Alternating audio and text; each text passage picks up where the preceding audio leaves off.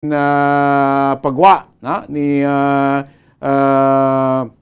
Honorable Judge Gwendolyn Himenea sa RTC 6 Judicial Region, Cadiz City. 6 counts of rape against sining suspect na dakpan nga si Rinaldo Escalera, 55 anyos, kasado sa barangay Tinampaan, Syudad Iasan, Cadiz. So sa kahapon sa ngapon, natagayon sa madakpan sa mga kapulisan dito sa Mesenda Pipita, Barangay Andres Bonifacio, Syudad Banyasan, Cadiz, mga kabanan.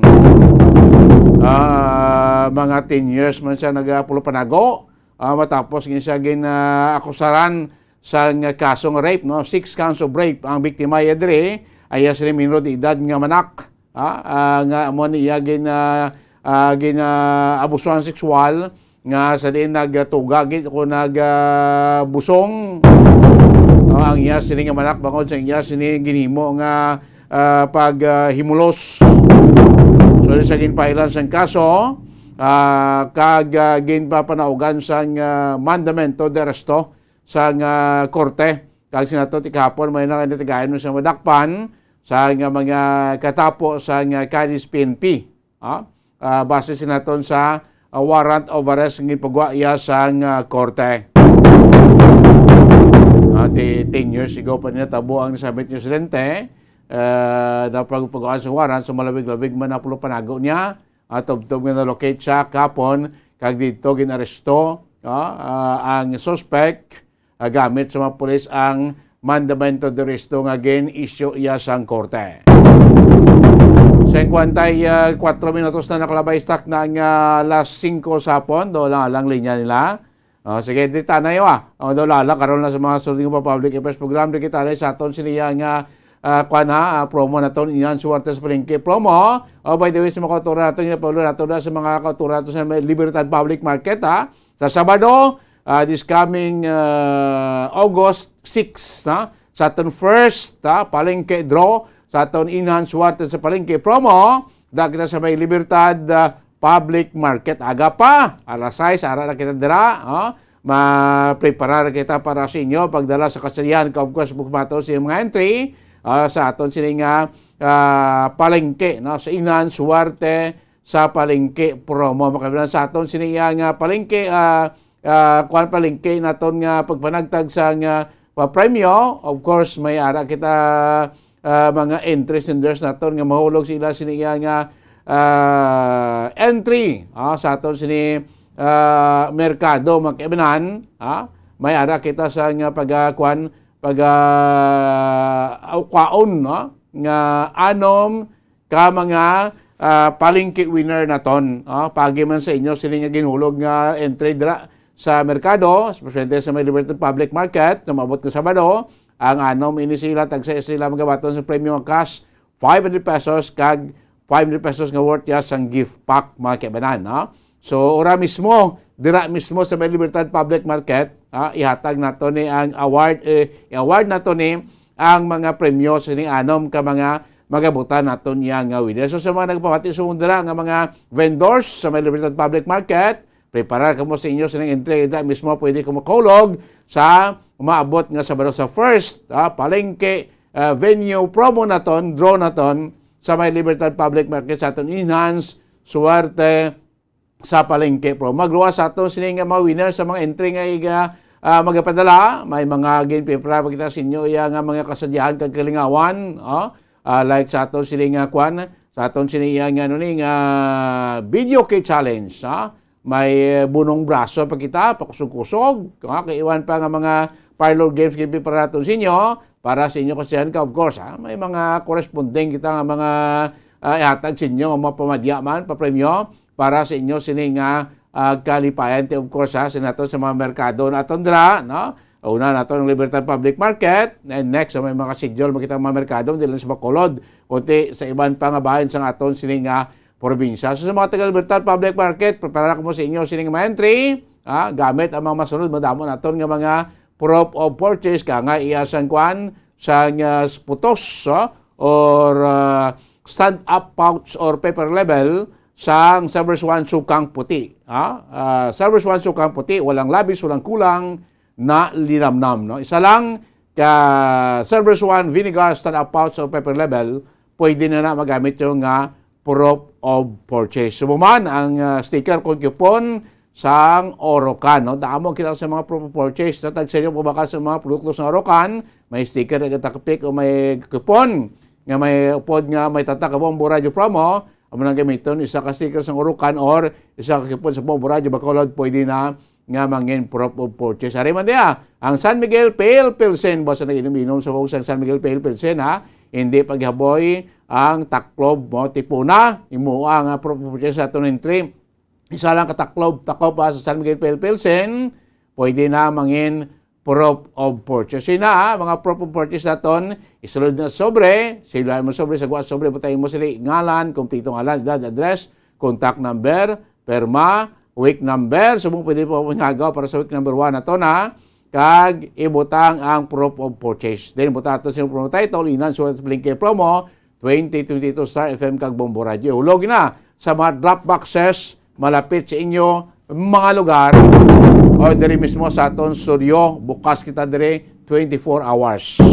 So mag-ulat sa paglawag sa inyo mga winners diri sa aton studio entry senders. Kaya of course sa atong merkados natin sa mabuti Sabado na sa may Libertad Public Market. Standby na kamo sa inyong center. Madala ko labas kayo mga nagapauna nga mga balita nasyonal. Makaligan lamang pinaka-importante nga mga pahanumdom. Ano ang dengue hemorrhagic fever? Ang dengue hemorrhagic fever isa kabalatian halin sa virus nga nagalaton paagi sa kagat sang babayi nga lamok nga ginatawag Aedes aegypti kag Aedes albopictus. Ini nga lamok nagakabuhi sa sudod kagwa sa palibot sang balay, nagaistar sa matinlo kag wala nagailig nga tubig kag nagapangagat sa adlaw, humalin sa kaagahon, tubtob sa kahaponanon. Paano makaangkon sang dengue ang isa ka tawo? Kung ikaw ang makagat sang lamok nga nakasuyop sang dugo sang pasyente nga may dengue. Kung ikaw ang makagat sang lamok nga halin sa pagkaitlog may dala nga virus.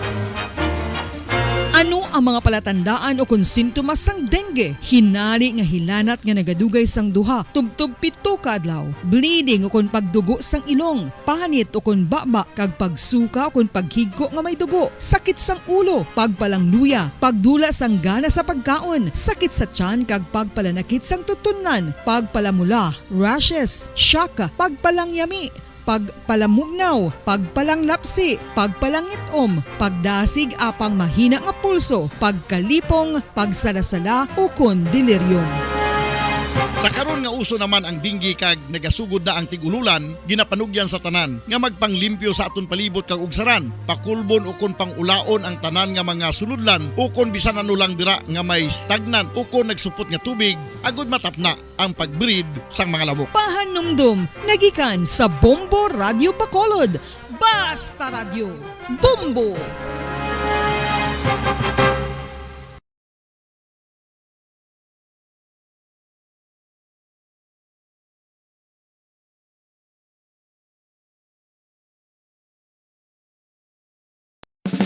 Ano ang masaming nga rason sang pagsakit sang aton tiyan?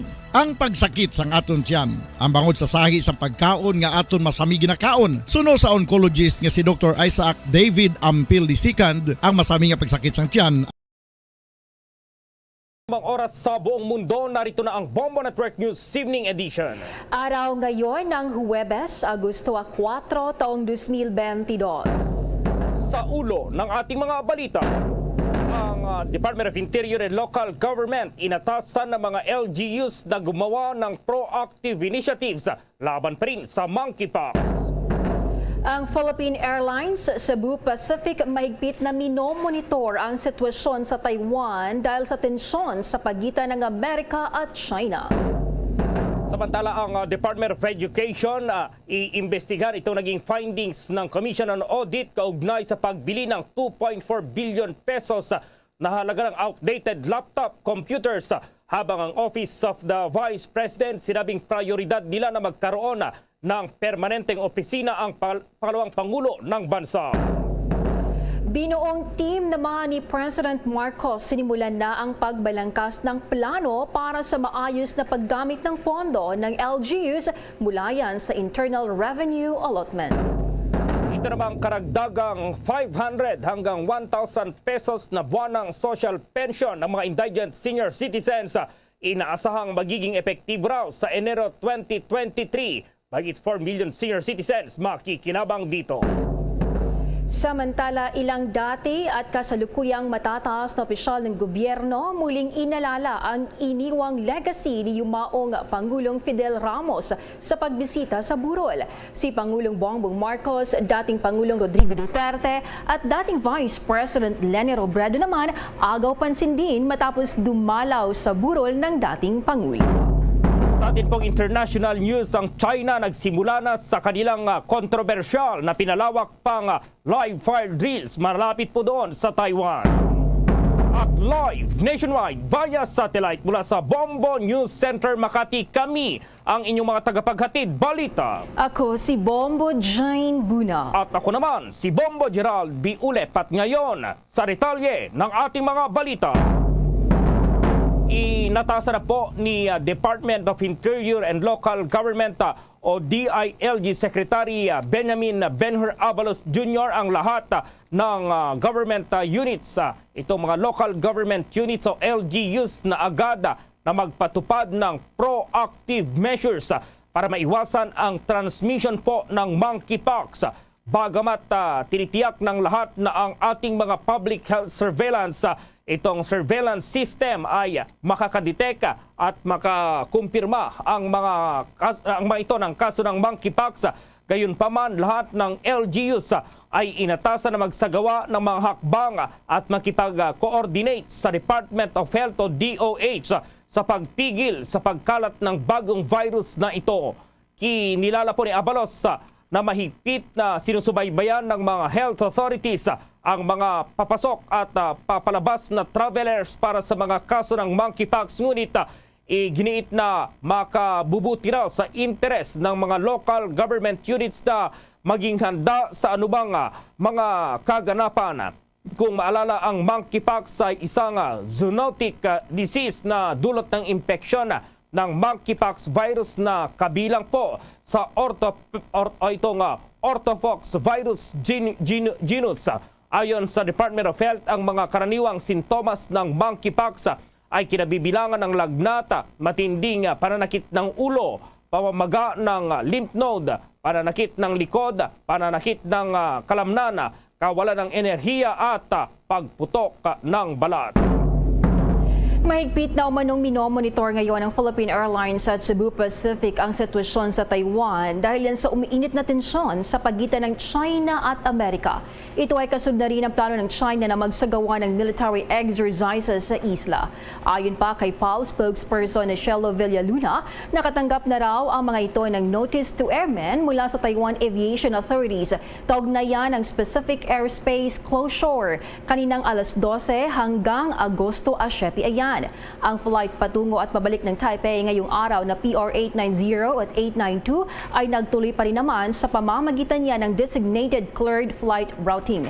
Siniguro naman ng Philippine Airlines na regular ang kanilang koordinasyon sa mga otoridad sa Taiwan. Ayon naman sa Cebu Pacific, ang essential travel sa pagitan ng Manila at Taipei lamang ang kanilang ina-accommodate at ito ay sasagawa once a week. Kung maalala, plano ngayon ng Beijing na magsagawa ng biggest ever exercises sa Taiwan bilang tugon nito sa pagbisita ni US House Speaker Nancy Pelosi sa islang hawak ng China. Samantala, nagbabala naman ang ministers ng 10-member Association of Southeast Asian Nation o ASEAN sa isinagawa nilang meeting sa Cambodia laban yan sa provocative action. Ang sitwasyon daw kasi ay posibleng mag-lead sa miscalculation, serious confrontation, open conflicts at unpredictable consequences sa pagitan yan ng major powers. Sa iba pang mga balita, nangako daw ngayon itong Department of Transportation sa Department of Education na magdadagdag sila ng mga public utility vehicles o PUVs kasabay ng pagbubukas ng klase sa Agosto 22. Ayon po kay Department of Education spokesperson Attorney Michael Powa, Sa isinagawa raw na interagency meeting, nag-commit naman daw ang Department of Education ng full deployment ng mga PUVs. Ang pinaghahandaan daw dito ng DOTR itong peak hours dahil siguradong bubuhos dito yung mga estudyante at kailangan pa ring sundin ang minimum health protocols at para hindi magsiksikan ang mga estudyante sa mga sasakyan. Dahil dito aabot daw sa 90% itong deployment ng DOTR sa mga PUVs na pangunahing sinasakyan ng mga estudyante tuwing pasukan. Nangako din umano ang DOTR na magbibigay pa rin sila ng 20% discount sa lahat po ng mga learners. Darito pang tinig ni DepEd spokesperson Michael Poa. Una rito, pakinggan muna natin kami ng DOTR. They committed to full deployment. Lalo na during peak hours, gusto nila 100 at least 90% deployment po ng ating mga authorized PUVs para makatulong at para hindi nagsisiksik-siksika ng ating mga learners. Aside from that, they also committed, yesterday kausap ko po si Yusek Pastor, nag-commit po siya na magbibigay din ng DOTR ng 20% discount sa ating mga learners po. Una rito, tuloy-tuloy na raw yung pagkikipag-ugnayan naman ng Department of Education sa mga local government units o LGUs para sa plano nilang magkaroon ng mga temporary learning spaces para sa mga estudyante po yan. Kasabay nga ng pagbubukas ng klase ngayong buwan. Kapag wala naman daw sapat na mga temporary learning spaces, kapag nagsimula ang klase ay hahanap po ang DepEd ng iba pang option para magkaroon ng alternative delivery ng lessons. Ang planong ito ng DepEd ay para masunod pa rin itong mga minimum health protocols na itinakda ng pamahalaan. Maliban dito ay may mga paaralan pa rin kasing apektado ng lindol sa Northern Luzon habang ang ilang paaralan ay may mga nakatayo pa ring health facilities. Sa ngayon, nasa 15.2 na mga estudyante na ang naka-enroll ngayong school year at magbubukas ang klase sa Agosto 22. Sa mga oras na ito, tutungo tayo sa kamera dahil ang Department of Education iimbisigahan ang naging findings ng COA kaugnayan sa pagbili ng 2.4 billion pesos na outdated laptop computers. Ang Office of the Vice President naman sinabing prioridad nila na magkaroon ng permanenteng opisina ang pangalawang Pangulo ng Bansa. May detalye si Bombo Annalise Soberano. Tiniyak ng pamunuan ng Department of Education na kanilang iimbestigahan ang findings ng Commission on Audit hinggil sa 2.4 billion halaga ng mga biniling outdated laptop computers na siyang ginamit ng mga guro sa kanilang online teaching requirements. Ayon kay DepEd spokesperson Attorney Michael Wesley Poa, kanilang aalamin ang pangyayari. Siniguro ni Attorney Poa ang kooperasyon ng DepEd sa nasabing ahensya. Batay kasi sa COA findings para sa DepEd noong 2021, nasa mahigit 2 bilyon ang ginastos ng ahensya para sa pagbili ng outdated Celeron processor laptops. Napag-alaman na ang Celeron processors ay siyang lowest-end Intel chips na hindi suitable para sa heavy workload ng mga guro. Ang mga laptop ay iniulat na na-bid out sa 58,000 pesos kada unit, mas mataas sa commercial price ng mga Celeron unit na nasa 15,000 hanggang 20,000 lamang. Napakataas nito sa original bid price ng mga unit na nasa 35,000 pesos. Pakinggan natin ang pahayag ni DepEd spokesperson Attorney Michael Wesley Poa. We will look into what really happened then. No? According to the comments of the responses given by the DepEd on that, kung sa pangkahalatan po, there were several instances kasi na merong delay sa procurement, also because of our surges last year. No? Alam nyo naman, nag-lockdown pa rin tayo last year, Omicron variant and all that. So we will look into it first. But right now, what we're doing is, these are AOMs. No? These are just findings. They're not conclusive. So what the DepEd is doing is we are responding to whatever COA wants us to respond on. And then we'll see po kung ano yung final determination ng COA.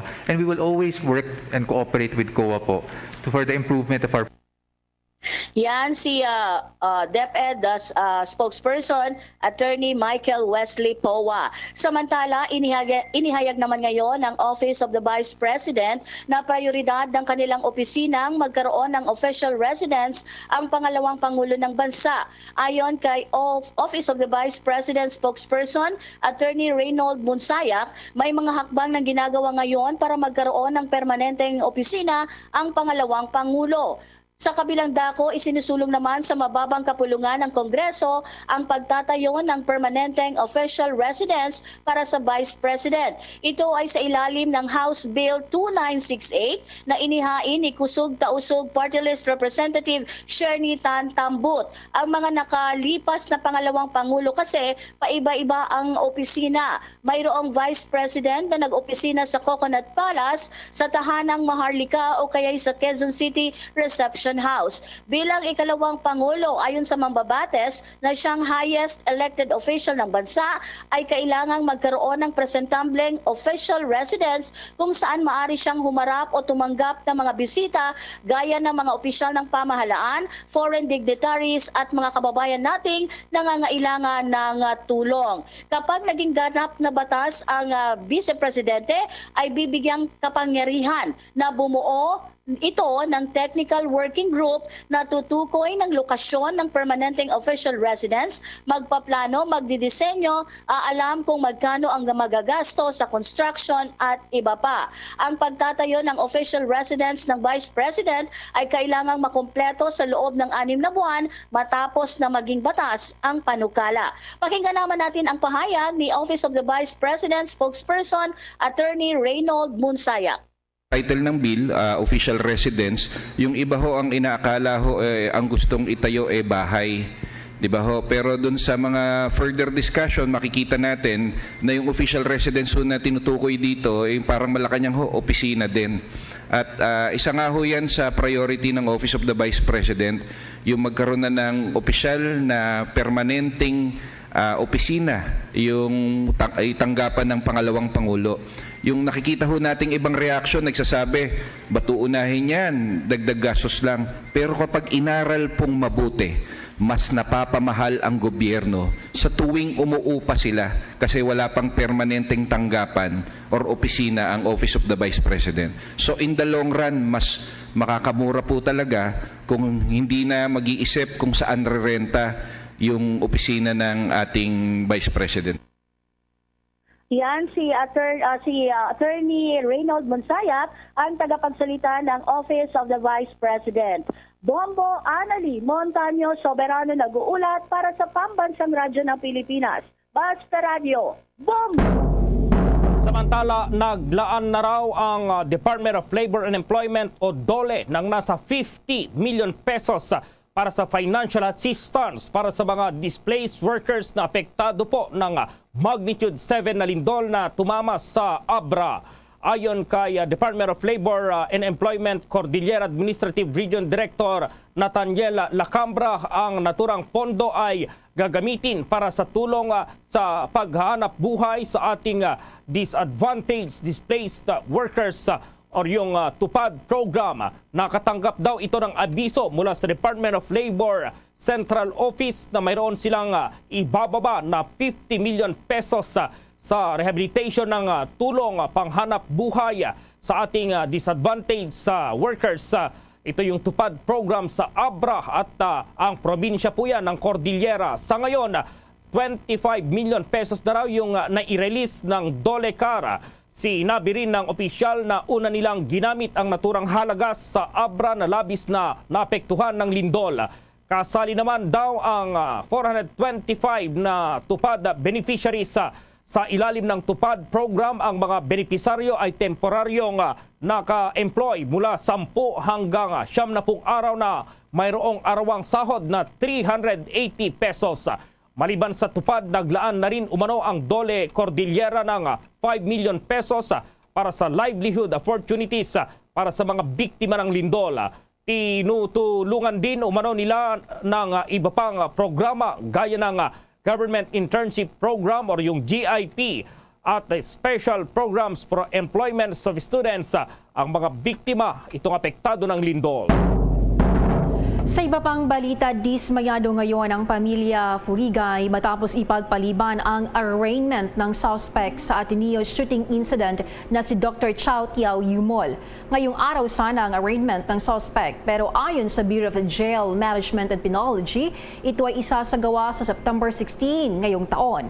Ayon kay Attorney Quirino Esguera, abogado ng pamilya Furigay, hiniling daw nilang ipagpaliban ang pagdinig dahil na rin sa nagpapakita raw si Yumol ng sintomas ng pagiging unsound mind. Dahil dito ay hiniling nilang ipagpaliban muna ang pagdinig para ipa-check up ang doktor.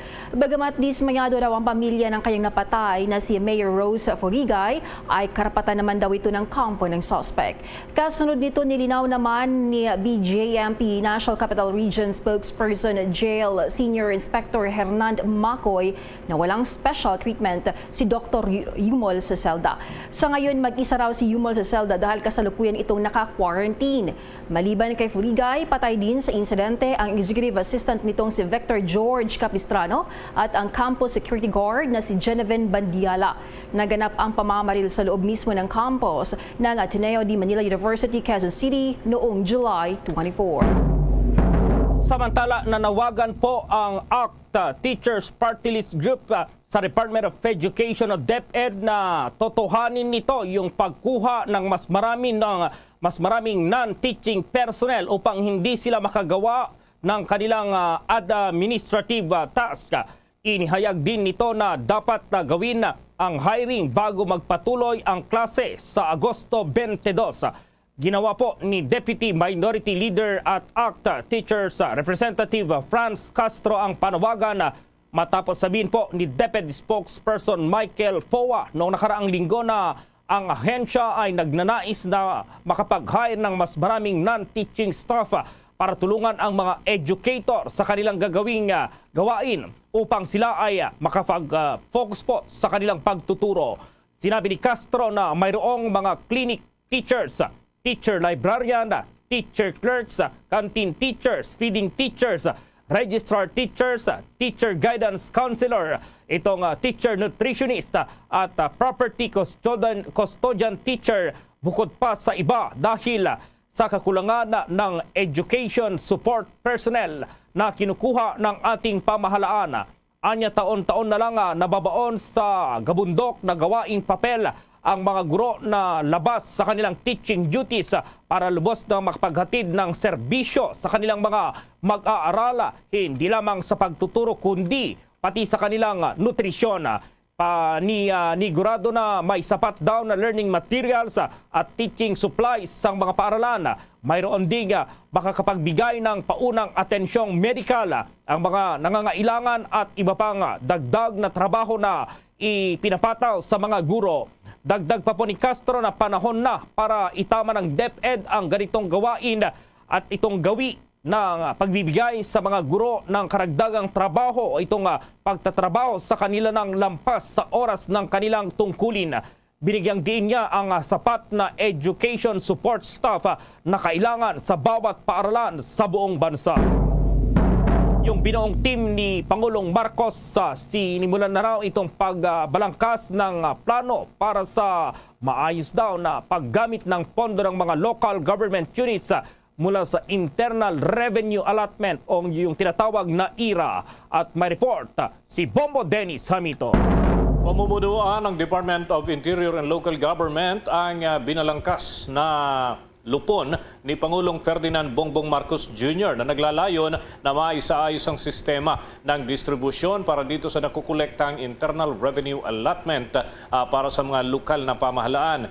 Yan ay sa harap na rin ng napipintong implementasyon ng Mandanas Garcia ruling. Sinabi pa ni Pangulong Marcos na ang orihinal na konsepto ng devolution ay gagamitin yung dagdag na Internal Revenue Allotment para sa 4th, 5th at 6th class ng mga probinsya at local government units at para matugunan ang mga pangangailangan ng mga lalawigan na mapatakbo ang mga ospital pero nawawalan ng pondo.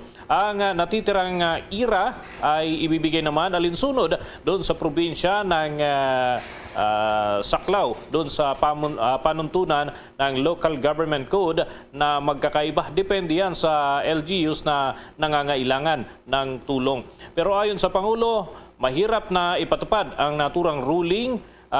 Dito kasi, Bombo Gerald, itong ruling ng Mandanas Garcia case ay nagtatakda ang korte ng mas malaking puder para doon sa mga local government unit na mapakinabangan yung kanilang nakukolektang buwis sa halip na napupunta lahat sa pamahalaan at yung national government ang nagbibigay na lamang ng alokasyon para sa kanila. Mas mainam yung nakasaad dito sa ruling ng korte na ito umano ang maipatupad ng wasto kung saan ang mga local government unit ay may malaking bahagi na makukuha mula dun sa IRA at kanilang ilalaan naman para dun sa mga programa na nasa ilalim ng kanilang mga prioridad na pangangailangan. Ang ilang function ng national government kabilang ng delivery ng basic services ay ililipat nga sa LGU at bibigyan ng parte sa lahat ng nakukolektang buwis at hindi na mula pa dito sa national government na naging problema sa mga nakalipas na pagkakataon.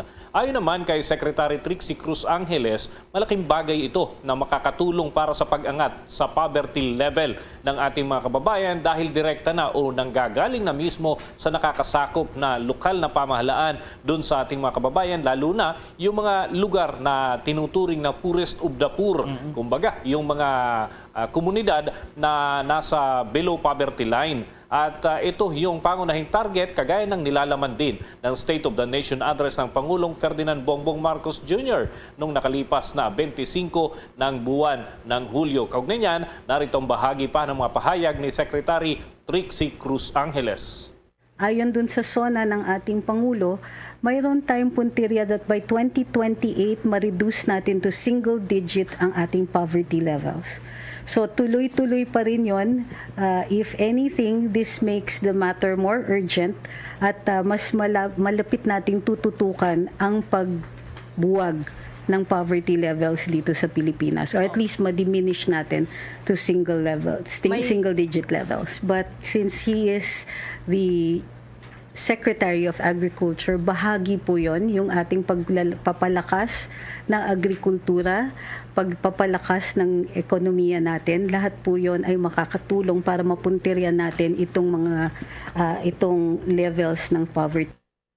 Yan ang mga pahayag ng Pangulong Ferdinand Bongbong Marcos sa pamamagitan ni Secretary Trixie Cruz Angeles. At dito nga, Bombo Gerald, ay minamaximize daw ng Pangulong Bongbong Marcos yung kanyang pagiging kalihim ng Department of Agriculture at ito yung itinatawid din sa mga lalawigan. Makakatulong daw ng malaki kung palalakasin ang sektor ng pagsasaka para makabangon mula doon sa poverty line yung ating mga kababayan dahil marami pang lupain sa ating bansa na hindi naman namamaximize at dapat ito yung mapakinabangan para maliban doon sa nakukolektang IRA ng mga lokal na pamahalaan ay may sariling napuproduce ng mga produkto yung ating mga kababayan sa pamamagitan ng kanilang pagsasaka, Bombo Gerald. Yung mga poorest of the poor na tinatawag, Bombo Dennis, yung talagang mga lugar na maliliit yung IRA, ano yung gagawin dito ng ating pamahalaan maliban dyan sa pagpapalakas sa Department of Agriculture dito sa agricultural sector, Bombo Dennis? Well, i-reinforce. Ang target nga ng Pangulo dito, Bombo Gerald, i-reinforce nila kung ano yung patok, ika nga, no, na pangkabuhayan ng ating mga kababayan. Hindi naman kasi lahat ay pagtatanim ang solusyon. Dahil may mga lugar na hindi naman healthy yung kanilang lupa, lalo na yung ilang isla, no? Pangingisda naman yung patok doon. So i-reinforce ito, ano nga bang pwedeng gawin kung pangisdaan yung kanilang kabuhayan? Eh siguro may ilalaan na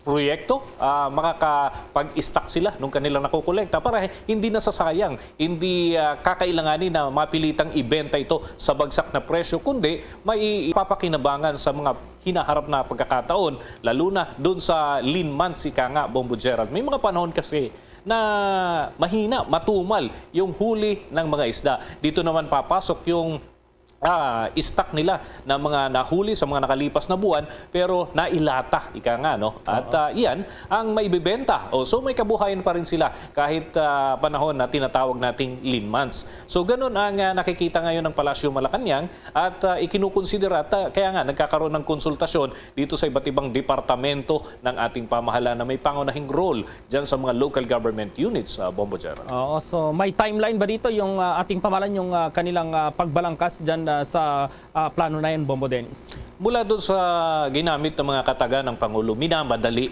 At maging ni Secretary Trixie Angeles, ganun din ang linya, ika nga, no? Ang ginagawa nila ngayon ay konsultasyon at agad-agad ma-implement ito sa lalong madaling panahon dahil target nila makumpleto yung proseso. Masimulan man lang sa loob ng panahong ito, lalo na't yun ngang issue ng food crisis, looming na food crisis. Wala pa naman ito pero sabi nga niyan, ang pinaghahandaan ay yung worst case scenario. Bombo Gerald. Dumalaw pala kanina itong si Pangulong Bongbong Marcos doon sa burol ng dating Pangulong Ramos, ano? At ano yung mga event pa niya? Meron pa ba siyang mga event ngayong araw, Bombo Dennis? At yung mga upcoming siguro para sa kabatiran na ng mga listeners, baka inaabangan din nila yung mga schedule ng Pangulong Marcos, Bombo Dennis. Yes, may mga manunumpa pa kay Pangulong Bongbong Marcos, ano? Pero ang palasyo ay minambuti nila na limitadong labas ng mga impormasyon ang ginagawa para kahit papaano ay makumpleto yung bahagi ng gabinete at pati na yung mga support staff, ika nga, no, yung mga USEC, assistant secretaries and etc. na magiging pangunahing katuwang din ng Pangulo doon sa mga ginagampan ng tungkulin dahil sabi nga niyan, nitong nakalipas na mga araw halos nabuo naman na yung hanay ng kanyang gabinete pero yung mga support staff at mga undersecretaries, mga director, mga iba pa na mga commissioner, ano, kinakailangan makumpleto nito. Yung sa COMELEC nga, nakapagtalaga na ng chairman, pero may kulang pa rin Bombo Gerald para doon sa pwesto ni commissioner o nung isa pang commissioner na hindi nakasama doon sa nakapasa dahil na-bypass din kasama ni dating commissioner Garcia na ngayon ay chairman na ng poll body, Bombo Gerald. Okay, Bombo Dennis. Para sa Bombo Network News, Bombo Dennis Hamito nag-uulat para sa Pambansang Radyo ng Pilipinas, Basta Radio, Bombo! Bombo International News. Sa gitna po ng tensyon sa pagitan ng China at Taiwan ay umeeksena rin naman itong Estados Unidos bilang tagapagtanggol ng Taipei. Ilang mga analis ang nagkumpara sa lakas ng persa ng armada ng Amerika at China sakaling sumiklab itong digmaan. Ayon sa kanilang pagtaya kung paramihan ng mga aktibong sundalo, artillery pieces at itong support ships ay abanse sa bilang ang China. Pero kung pagbabatay naman itong paramihan ng armored vehicles, fighter aircrafts, submarines, mga barkong pandigma, aircraft carriers, lalo na ang bilang ng mga nuclear warheads ay abanse ang Amerika. Narito po yung pagkukumpara sa paramihan po ng armas ng dalawang bansa itong nuclear warheads. Ang China mayroon po yan 320 plus habang ang Estados Unidos nasa 3,750. Dito naman sa tinatawag na light tanks, ang China mayroong 5,400 habang ang US naman mayroon lamang 2,645. Itong armored vehicles ay mayroon pong 11,550 ang China habang ang US napakarami 42,920. Dito naman po sa artillery pieces nasa 11,622 ang China habang ang US mayroon lamang 6,582. Ang artillery naman itong total aircraft nasa 2,040 ang China habang mas marami naman ang US 7,006. Ang surface ships 616 sa China, 410 naman sa US. Ang aircraft carriers mayroong 3 itong China habang ang US naman mayroong 11. habang yung kanilang submarine ay mayroong 59 itong China, habang ang itong US naman ay nasa 70. Samantala, sa dagdag pang balita, inihayag ni Commission on Elections si COMELEC Chairman George Garcia na naglabas na siya ng direktiba para sa pagpapatuloy ng pagpapalabas yan ng voter certification. Anya, inutusan na niya ang Information Technology Department ni pagpatuloy ang pag-issue ng certification. Sinabi ni Garcia na ang mga overseas Filipino worker ay hindi nakapag-apply o nakapag-renew ng kanilang mga passport dahil pansamantalang itinigil ang pag-issue ng voter certification kasunod ng insidente ng sunog sa kanilang pangunahing tanggapan sa Intramuros, Maynila noong Linggo. Ang election officer ay naglalabas ng mga certification ng botante na magsisilbing pansamantalang mga ID card ng botante sa kahilingan ng mga nagparehistro na ang mga aplikasyon para sa pagpaparehistro ay inaprubahan ng Election Registration Board. Ang temporary voters ID card ay may bisa sa loob ng 1 taon mula sa date of issuance nito. Samantala po, itutuloy pa rin ng Commission on Elections itong pagbili ng mga election paraphernalia. Ito ay sa kabila ng mga panawagan para sa pagpapaliban ng 2022 barangay at sangguniang kabataan elections ngayong Disyembre. Ayon po kay COMELEC Commissioner George Garcia, ang poll body ay in full swing para sa kanilang paghahanda para sa barangay at sangguniang kabataan election na kinabibilangan po ng mga briefing at pagsasanay sa kanilang mga matataas na opisyal. Ayon pa dito kay Garcia, ang mga paghahanda sa eleksyon ay gawain ng COMELEC, kung kaya ay hindi maaaring kahit may posibilidad na pwedeng hindi matuloy ay hindi sila maghahanda. Sa kasalukuyan, sinabi ni Garcia na ang 8.4 billion pesos na budget para sa barangay at SK elections ay intact pa rin, ngunit gagastusin nila ng tama o ang mga mapagkukunang ito po upang maiwasan ang pag-aaksaya sakaling muling ipagpaliban itong local election. Sa 8.4 billion pesos, sinabi ni Garcia na nasa 5 million pesos itong nagastos para sa registrasyon o registration ng mga botante at ang pagbabayad ng mga manggagawang nag-overtime para pa rin sa paghahanda sa halalan sa Disyembre.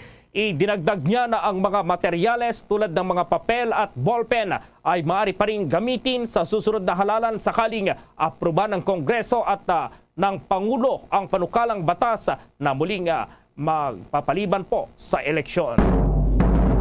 Nilinaw naman ng Office of the Press Secretary na hindi idiniklara ni Pangulong Ferdinand Bongbong Marcos Jr. ang August 9 na special non-working holiday bilang parangal sa yumaong dating Pangulong Fidel V. Ramos.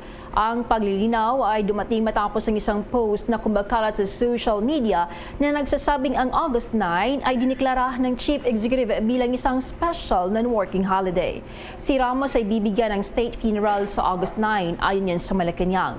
Nauna rito nagbigay ng huling paggalang si Marcos kay Ramos sa Heritage Park sa Taguig City.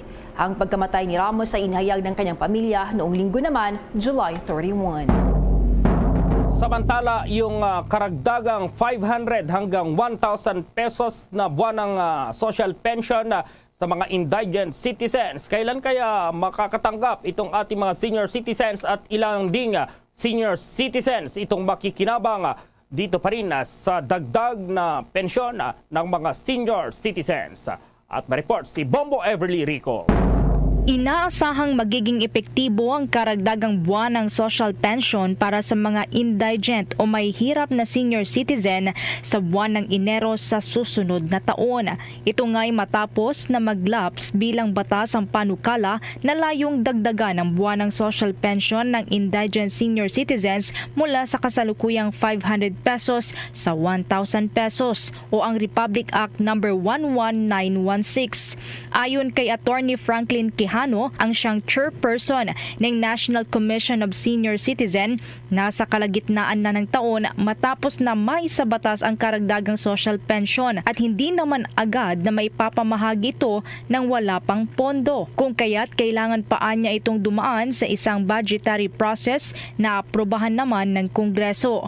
Sa ngayon nakikipag-ugnayan na rin ng National Commission of Senior Citizen na siyang naatasan sa ilalim ng bagong batas na mag-implementa at magpamahagi ng social pension sa Department of Social Welfare and Development para mapadali ang pagpapatupad ng dagdag na pensyon. Ayon kay Quijano, nasa 50 billion pesos ang kinakailangang pondo para sa karagdagang pensyon. Kumpiyansa naman ang NCSC na mapopondohan ang naturang programa dahil isa na itong batas. I'm confident that from the assurances of the different government agencies, including the Department of Finance, mapopondohan po ito, but it really will depend on our legislative mill. Kaya kasi po, na-approve na ito and it is Congress which will be able to give the necessary funding support. Of course, DBM will make the necessary adjustments kasi napasa na po yung National Expenditure Program at kailangang take into consideration after the National Expenditure Program itong bagong batas na naipasa. Kikita po natin na ang time where it would be effective would be January of 2023. Hopefully, keeping our fingers crossed na ma-approve ng ating legislative mill yung budget ng 2023. Samantala, nasa 4.1 milyong indigent senior citizen sa buong bansa ang inaasahang mabibenepisyuhan sa significant development na ito. Babalangkas naman ng isang implementing rules and regulations ang NCSC kasama ang DSWD at iba pang sangay ng pamahalaan para maging maayos ang pamamahagi ng social pension. Pabor din naman ang NCSC na tanggalin na ang maraming batayan sa pag-aproba ng mga makakatanggap ng social pension. Tulad po ng sinabi ni Secretary Erwin, dapat i-reduce and i-simplify itong mahabang requirement system. So we are one with the voice of the legislators na huwag namang gawing komplikado. But there has to be some basis for determining yung bakit ang isang senior citizen ay indigent. And I guess this basic minimum requirements must be met. Kasabay ng pamamahagi ng karagdagang pensyon, maghahanap din ng paraan ng NCSC para maging produktibo ang mga senior citizens sa bansa upang makatulong sa pag-unlad ng ating ekonomiya. Sa ilalim nga ng bagong batas, ang mga indigent senior citizens ay ang mga itinuturing na mayroong sakit, disability, walang pension o permanent source of income, walang compensation o financial assistance mula sa kanilang kamag-anak para suportahan ang kanilang pangunahing pangangailangan. Nakasaad din sa naturang batas na makakatanggap ng karagdagang social safety assistance ang mga senior citizen kung saan huhugutin naman ang pondo para dito mula sa calamity funds ng local government units. Para sa Bombo Network News, Bombo Everly Rico nag-uulat para sa Pambansang Radyo ng Pilipinas, Basta Radyo. Bombo! Nais naman ng Public Attorney's Office o PAO na taasan ng gobyerno ang budget nito para sa kasalukuyang grupo ng mga abogado na magbibigay ng legal na tulong sa mga indigent parties. Ito ang mungkahi ni PAO Chief Persida Acosta kay Senator Raffy Tulfo na mag-courtesy call ito sa senador sa opisina nito sa Senado. Sinabi ni Tulfo na makikipagtulungan siya sa ahensya para matulungan sila makapaglingkod sa mas maraming Pilipino. Gagawin niya ang kanyang makakaya para madagdagan ang budget ng PAO. Nakatakdaw manong isumite ng Malacanang sa Kongreso sa Agosto 22 ang panukalang 2023 national budget na malabong mas mataas sa kasalukuyang 5 trillion pesos para yan sa 2022. Sinabi rin ni Tulfo na naobserbahan niya na walang abogado na nanatili ng matagal sa PAO. Ayon naman kay Acosta, hindi sapat ang kasalukuyang bilang ng 2,400 abogado sa buong bansa sa ilalim ng PAW. Idiniin na lahat sila ay sobra sa trabaho. Napag-alaman na ang PAW ay ang ahensyang itinalaga upang magbigay ng libreng legal na tulong sa mga mahihirap sa mga kasong kriminal, sibil, paggawa, administratibo at iba pa ang quasi-judicial. Samantala po, tinungo ni Senator Robin Padilla ang mga katutubo ng Pampanga matapos nilang iparating sa kanya ang kanilang mga problema. Tumungo si Padilla at ang kanyang staff sa Sitio Haduan sa Mabalacat, Pampanga nitong Huwebes para hanapan ng solusyon ang mga hinaing ng mga AITA kasama ang paghanap ng tamang lugar para sa pagbebenta ng kanilang mga pananim. Mainit ang pagtanggap ng mga katutubo kay Padilla na kasama ang kanyang team ay naglakad ng malayo at tumawid sa isang hanging bridge para kunin ang detalye ng kanilang mga problema. Kasama sa ibang problema na idinulog kay Padilla ng mga kinatawan ng mga katutubo noong Martes ay ang pag-ayos ng tulay at pagsemento ng daan. Iginit niya na kaisa niya ang mga katutubo sa kanyang pangarap na magkaroon ng magandang kabuhayan. At narito pang tinig ni Senator Robin Padilla. Meron din silang mga hinaing na kailangan din naman natin ibigay. Katulad ng binangako ng CTC na isang araw ito ay magiging simentado na. At sila yung magkakaroon na ng kabuhayan dito dahil magkakaroon ng investor dito. Maganda yung mga ganon. Yun, ini-entertain natin yun at dapat suportahan natin. Yan po si Senator Robin Padilla. Habang patuloy naman ang pagtaas ng bilang ng mga individual na naapektuhan ng magnitude 7.0 na lindol sa Abra, nagtungo sa Benguet si Senator Jinggoy Estrada para personal na pangunahan ang pagbibigay ng relief assistance at suriin ang pinsalang inabot ng lalawigan. Batay pa sa datos ng National Disaster Risk Reduction Management Office, umabot na sa mahigit 109,000 na pamilya o 421,000 individual ang napektuhan. Samantala, mahigit 65,800 naman ang displaced person.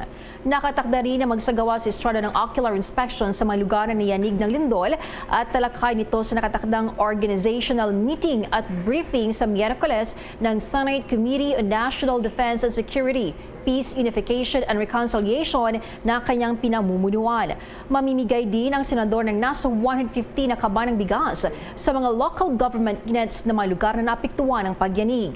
Plano rin ni Estrada na mag-ikot sa mga evacuation centers para alamin kung paano pa mapahusayan ng national government ang relief at rehabilitation efforts. Kung maalala po, naghain kamakailan si Estrada ng Senate Bill number 465 na naglalayong magtatag ng mga multi-purpose hall o gym sa lahat ng munisipalidad at lungsod sa bansa upang magsilbing civic at evacuation centers ng mga pamilyang biktima ng kalamidad. Nakatakda ring mag-ikot si Estrada sa mga natukoy na evacuation centers para alamin kung paano mapapalakas ng national government itong relief at rehabilitation efforts. Inihain kamakailan ni Estrada ang Senate Bill number 465 na naglalayong magtatag ng mga multi-purpose hall o gym sa lahat ng munisipalidad at lungsod sa bansa upang magsilbing civic at evacuation center para sa mga pamilya sa panahon ng kalamidad. Upang matiyak ang kaligtasan ng mga gumagamit, gayon din itong pagiging matibay ng struktura, iminungkahi ni Estrada sa kanyang panukala na tukuyin ang lokasyon, structural capacity at amenities para sa mga gamit ng nasabing multi-purpose gyms. Dapat din anya na hindi ito masira kahit na daanan ng hangin na may bilis na hindi bababa sa 155 miles per hour at itong seismic activity na hindi naman bababa sa 7.0 magnitude katulad ng naranasan na lindol sa Abra noong Hulyo 27. Atin naman alamin kung sino-sino itong ilang dati at kasalukuyang matataas na opisyal ng gobyerno na muling inilala ang iniwang legacy ni yumaong Pangulong Fidel Ramos sa pagbisita sa burol nito. May detalye si Bombo Marlene Padiernos. Nalulungkot ngayon ng ilang individual at mga opisyal ng pamahalaan sa pagpanaw ni dating Pangulong Fidel Ramos. Ipinahayag nila ito sa kanilang pagharap sa media sa pagbisita sa Heritage Park sa Taguig City upang personal na magpaabot ng pagkikiramay sa naiwang pamilya ni FBR. Sinabi ni dating Presidential Advisor on the Peace Process Jesus Jess Dureza na isa sa kanyang hindi malilimutang alaala ng dating Pangulo ay ang pagiging accommodating nito sa kabila ng kanyang pagiging istrikto pagdating sa complete staff work. Yeah, I feel so sad for his passing away. Although I understand he died at the age of 96. He was always so strict. We call it the CSW, staff work. And he would always require us to be, while he was a military man before, and he was very strict, but he was always very accommodating to everyone. Ayon naman kay dating Senate President Vicente Soto III, bagamat nagmulaan niya sila sa magkaibang partido, ay nakita niya kung paano magtrabaho si dating Pangulong Ramos kung saan mas prioridad din ito ang pagkakaisa para sa bayan. We come from two different political parties, but we worked, and I saw how he worked. Ang initial na mga kilos kagad niya was for the national unity. Lubos din ang pakikiramay ng mag-asawang Senator Bong Revilla at Congresswoman Lani Mercado sa pamilya ng dating Pangulo. Ayon kay Mercado, ang pagkawala ni FVR ay hindi lang pagkawala ng ama ng pamilyang Ramos, kundi pagkawala na rin ng isang ama ng ating bansa. Habang ginunita naman ni Revilla ang kanilang malalim na panagsamahan noong araw. Samantala, bukod sa kanila ay hindi rin nagpahuli si dating Pangulong Rodrigo Duterte na bumisita rin sa burol ni FVR para personal din na magpaabot ng kanyang pakikiramay. Dito ay ibinahagi niya na isa si FVR sa mga unang nag-udyok sa kanya na tumakbo para sa pagkapangulo. If I may divulge it now, was the first guy who egged me to run. And I remember we were having a conference with Secretary Dominguez, pati si Paul nandyan, at si, I don't remember the third, pumasok si FBR, may dalang tennis bag, tapos nilagay niya sa gitna, sabi niya, yan lang ang pera ko na may tulong ko sa iyo. So he was the first one to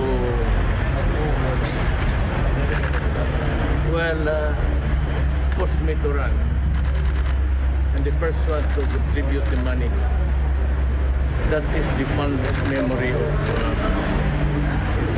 Kung maalala ay maaga ring bumisita rito ang ilang dati at kasalukuyang opisyal ng gobyerno, kabilang na sina Pangulong Ferdinand Bongbong Marcos Jr., former Vice President Leni Robredo, former Labor Secretary Silvestre Rebello III, former DILG Secretary Eduardo Anyo, Senator Robin Hood Padilla, at marami pang iba. Ito ay para sa kanilang pag-ibigay pugay sa yumaong Pangulo sa huling pagkakataon. Sa ngayon ay nagpapatuloy ang tribute para kay late President Fidel Ramos na mapapanood via live stream sa kanilang official Facebook page na FVR Legacy.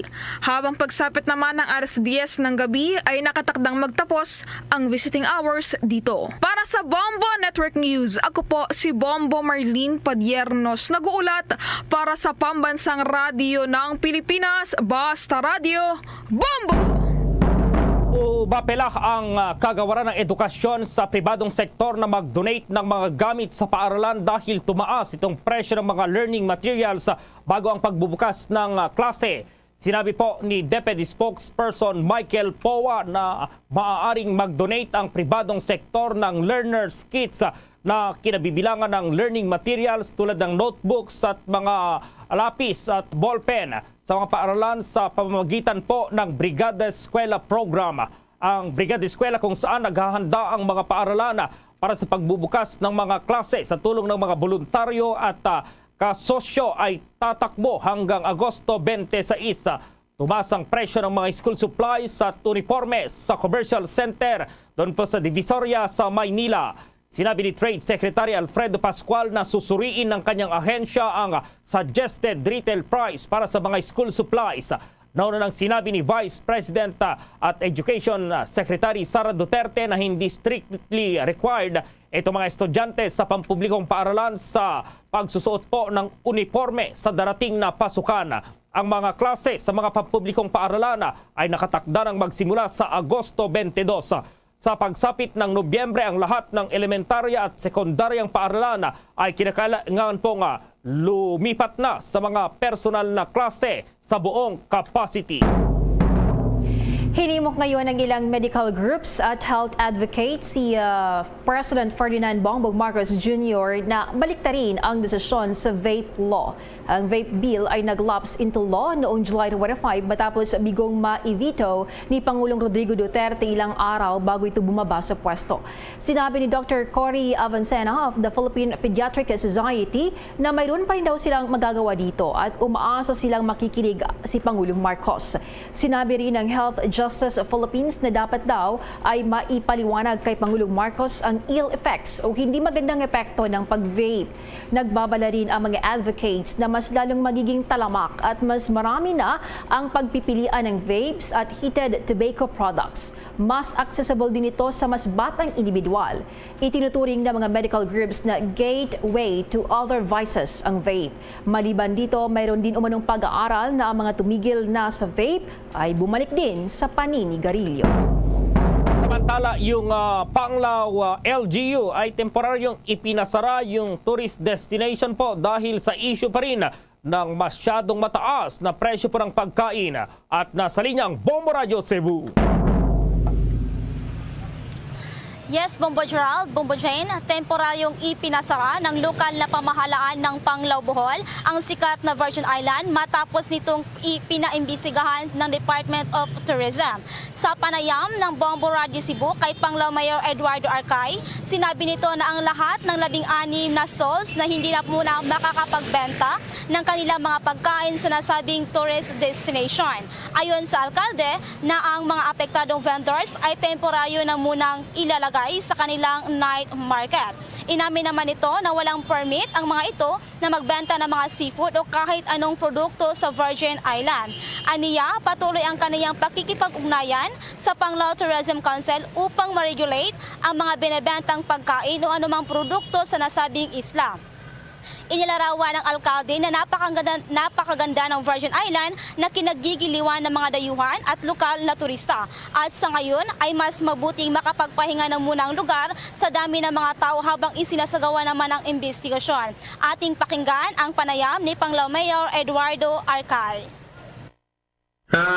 Yun nga, sir, isara muna namin yung Virgin Island. Hindi naman muna ipalagyan ng mga tendero, ang mga namaligya ng mga pagkain. Mga 16 na stalls, ipinahinto muna at ilagay muna namin dito sa mainland, yung ilagay namin sa yung mga night market. Wala po silang permit. Katang naman temporary suspended muna sila. Ang naging panayam ni Panglao Mayor Eduardo Arcay. Habang nakikipag-ugnayan na rin ang Department of Tourism sa Department of Trade and Industry o DTI para suriin ang presyohan ng mga commodities. Hindi lang sa Virgin Island, kundi sa lahat ng mga tourist destinations sa buong bansa. Inihayag ni DOT Undersecretary Attorney Elaine May Bathan na sineryoso ni Secretary Cristina ang nasabing issue dahil importante ngayon ang tourism ng bansa. Dahil sa pag-recover ng ekonomiya ng bansa matapos nitong naging matamlay dahil sa naranasang COVID-19 pandemic. Ating pakinggan ang naging panayam ni DOT Undersecretary Attorney Elaine May Bathan. contribute to the recovery sa ato ang economy and making them victims of mga overpriced na mga commodities. We will really see na medyo there was really an overprice of the cost for meals in the island, and the Secretary has reached out considering that this is within the jurisdiction sa local government unit in order for them to look into the matter, and the Secretary has also reached out to the DTI to probe on the pricing na unta, not just in Virgin Islands but also elsewhere in the country, that there should be proper regulation. Ang naging panayam ni DOT Undersecretary Attorney Elaine May Bathan. How's that, Bombo Gerald, Bombo Jane? Okay, Bombo Cherry. Live mula rito sa lungsod ng Cebu, Bombo Charmy Balingat para sa Pambansang Radyo ng Pilipinas, Basta Radio. Bombo! Former barangay official naman at anak patay sa pamamaril sa Tupi South, Cotabato. May detalye naman ng Bombo Radio Corunadal. Nagpapatuloy sa ngayon ang investigasyon ng mga otoridad sa nangyaring pamamaril patay sa mag-ama sa harap ng Central Elementary School sa Barangay Poblacion Tupi South, Cotabato, pasado alas 12 kaninang tanghali. Kinilala ni Barangay Kapitan Asir Consing ang mga biktima na sina Mandato Abol, 58 years old, former Barangay Kagawad, at ang kanyang anak na si Armando Abol, 22 years old, at graduating student sa kursong Criminology, at kapwa-residente ng Barangay Pulonaling Tupi South, Cotabato. Sa panayam ng Bombo Radio Coronadal kay Kapitan Consing, sinabi nitong nanggaling umano sa pagpapagamot ang magama at pauwi na sana, ngunit pagdating sa harap ng paaralan ay pinagbabaril ang mga ito ng riding in tandem suspect. Ayon pa sa opisyal, hindi niya matukoy kung ano ang motibo ng krimen dahil naman na mabuting tao ito at naging dating barangay opisyal na pag-alaman na pawang ulo ang tama ng mga biktima. Samantala, isa ring bangkay ng lalaki ang natagpuan sa kaparehong oras sa gilid mismo ng daan sa crossing Cablon sa bayan pa rin ng Tupi. Sa ngayon, inaalam pa ang identity nito na pinaniniwalaan namang biktima ng summary execution. Ipinasiguro naman ng pulisya na bibigyang hustisya ang pagkakamatay ng mga biktima.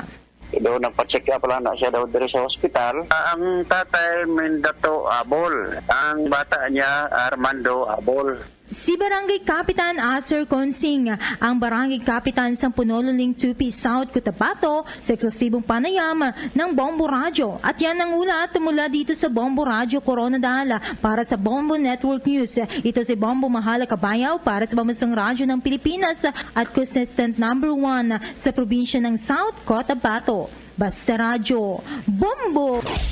Bombo International News. Tinupad nga ng China ang babala nito na babayaran ng Taiwan ang presyo para sa pag-host sa ginawang pagbisita sa pinakamataas na opisyal ng Amerika na si House Speaker Nancy Pelosi makalipas ang 25 taon. Inihayag ng Eastern Theater Command ng Chinese military na nagsagawa ang bansa ng long-range live fire na pagsasanay sa Taiwan Strait. Nagpaputok ng maramiang ballistic missile sa tubig sa paligid ng Taiwan sa isinagawang military drills ang puwersa ng China. Kinundana naman ng Taipei Defense Ministry ang nasabing hakbang at inarawan nitong hindi makatwiran ng mga aksyon na sumisira sa kapayapaan sa reyon. Ginamit ng Chinese forces ang Dongfeng series ballistic missiles. Ang Dongfeng na karaniwang tinawag bilang DF missiles ay isang pamilya ito ng mga short, medium, intermediate range at intercontinental ballistic missiles na pinatatakbuyan ng Chinese People's Liberation Army Rocket Force o dating 2nd Artillery Corps. Hindi pa kinumpirma ng militar ng Taiwan ang eksaktong lokasyon kung saan dumaong ang mga missile o kung lumipad sila sa isla. Kinumpirma rin ng People's Liberation Army ng China na may mga missile na pinaputok. Ang military posturing niya ay isang pagpapakita ng puwersa matapos umalis na nga si Pelosi sa isla noong Miyerkules ng gabi patungo sa South Korea. Nauna nang sinabi ng Chinese state media na ang mga pagsasanay ay upang gayahin ang isang air and sea blockade sa paligid ng Taiwan na nagsimula pa noong Miyerkules. Napagkalaman na sa loob ng ilang oras na pag-alis ni Pelosi, sinabi ng Taiwanese Defense Ministry na nagpadala ang China ng higit 20 fighter jet sa median line sa Taiwan Strait, ang Midway halfway point sa pagitan niya ng mainland at Taiwan na sinasabi ng Beijing na hindi nito kinikilala ngunit karaniwang iginagalang. Nauna na ring sinabi ng Defense Ministry ng Taiwan na ang kailang militar ay nananatili sa isang normal ngunit nag-iingat sila. Tinawag naman ito na hindi makatwirang aksyon ang isinagawang live fire drills ng China na nagtangkang baguhin ang status quo. Anya, mahigpit nilang sinusubaybayan ang mga aktibidad ng kaaway sa paligid ng dagat ng Taiwan at ng mga nasa labas na isla. At tiniyak nito na kikilos sila kung kinakailangan.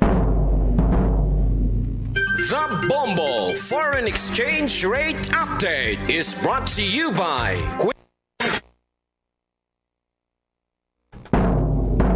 Samantala po sa palitan na ng piso kontra sa ibang currencies, ang isang US dollar sa ngayon katumbas po ng 55 pesos at 67 centavos ang Hong Kong dollar, 7 pesos at 9 centavos ang Singaporean dollar, 40 pesos at 32 centavos ang Saudi Arabian rial, 14 pesos at 80 centavos habang ang euro ay 56 pesos at 62 centavos. The Bombo Foreign Exchange Rate Update is brought to you by Queen City Development Bank. Samantala dahil sa kinaharap ng buong mundo ang COVID-19 pandemic, naritong Horacio Imperata. Merciful and compassionate Father, we confess our sins and we humbly come to you to find forgiveness and life. We come to you in our need to seek your protection against the COVID-19 virus that has disturbed and claimed many lives. We ask you now to look upon us with love and by your healing hand, dispel the fear of sickness and death, restore our hope, and strengthen our faith. We pray that you guide the people tasked to find cures for this disease and to stem its transmission. Bless the efforts to use the medicines developed to end the pandemic in our country. We pray for our health workers that they may minister to the sick with competence and compassion. Grant them health in mind and body, strength in their commitment, protection from the disease. We pray for those afflicted. May they be restored to health. Protect those who care for them. Grant eternal rest to those who have died. Give us the grace in these trying times to work for the good of all and to help those in need. May our concern and compassion for each other see us through this crisis and lead us to conversion and holiness. Grant all these through our Lord Jesus Christ, your Son, who lives and reigns with you in the unity of the Holy Spirit, God, forever and ever. Amen. We fly to your protection. O Holy Mother of God, do not despise our petition in our necessities, but deliver us always from all dangers. O glorious and blessed Virgin. Amen. Our Lady, health of the sick, pray for us. Saint Joseph, pray for us. Saint Raphael the Archangel, pray for us. San Roque, pray for us. San Lorenzo Ruiz, pray for us. San Pedro Calungsod, pray for us. Luzon, Visayas at Mindanao maging sa buong mundo, yan ang kabuuan ng Bombo Network News sa Evening Edition. At live nationwide via satellite mula sa Bombo News Center Makati, kami ang inyong mga kasamang naghatid ng mga balita. Ako si Bombo Jane Buna. At ako naman si Bombo Gerald Biule para sa Pambansang Radyo ng Pilipinas, Basta Radio Bombo!